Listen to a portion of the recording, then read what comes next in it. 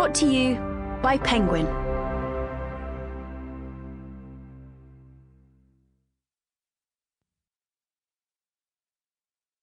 Willpower, Rediscovering the Greatest Human Strength by Roy F. Baumeister and John Tierney. Read for you by Denis O'Hare, with an introduction read by the authors. This is John Tierney. However you define success, a happy family, good friends, a satisfying career, robust health, financial security, the freedom to pursue your passions, it tends to be accompanied by a couple of qualities. When psychologists isolate the personal qualities that predict positive outcomes in life, they consistently find two traits: intelligence and self-control. So far, researchers still haven't learned how to permanently increase intelligence, but they have discovered, or at least rediscovered, how to improve self-control.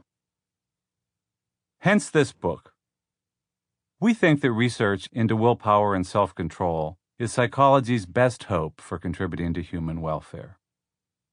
Willpower lets us change ourselves and our society in small and large ways. As Charles Darwin wrote in The Descent of Man, the highest possible stage in moral culture is when we recognize that we ought to control our thoughts. The Victorian notion of willpower would later fall out of favor, with some 20th century psychologists and philosophers doubting it even existed.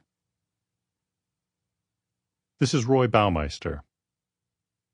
I myself started out as something of a skeptic, but then I observed willpower in the laboratory, how it gives people the strength to persevere, how they lose self-control as their willpower is depleted, how this mental energy is fueled by the glucose in the body's bloodstream. My collaborators and I discovered that willpower, like a muscle, becomes fatigued from overuse, but can also be strengthened over the long term through exercise. Since my experiments first demonstrated the existence of willpower, it's become one of the most intensively studied topics in social science, and those experiments now rank among the most cited research in psychology. My colleagues around the world have found that improving willpower is the surest way to a better life. We've come to realize that most major problems, personal and social, center on failure of self-control.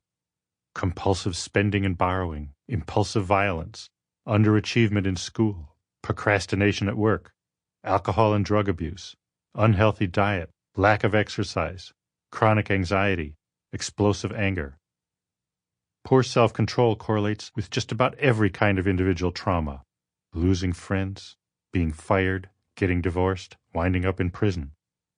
It can cost you the U.S. Open, as Serena Williams' tantrum in 2009 demonstrated. It can destroy your career, as adulterous politicians keep discovering.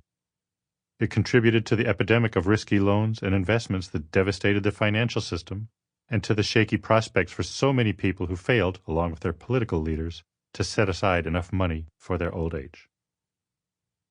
Ask people to name their greatest personal strengths, and they'll often credit themselves with honesty, kindness, humor, creativity, bravery, and other virtues, even modesty, but not self-control.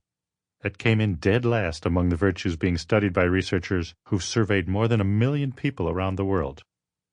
Of the 24 character strengths listed in the researchers' questionnaire, self-control was the one that people were least likely to recognize in themselves. Conversely, when people were asked about their failings, a lack of self-control was at the top of the list.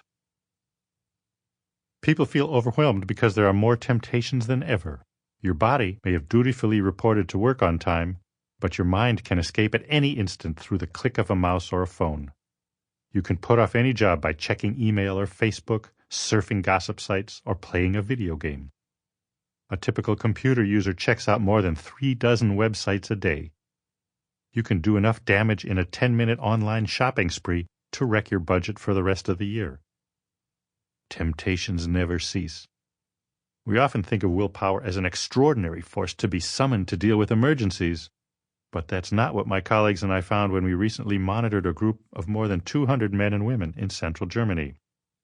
These Germans wore beepers that went off at random intervals, 7 times a day, prompting them to report whether they were currently experiencing some sort of desire or had recently felt such a desire. Sample complete. Ready to continue?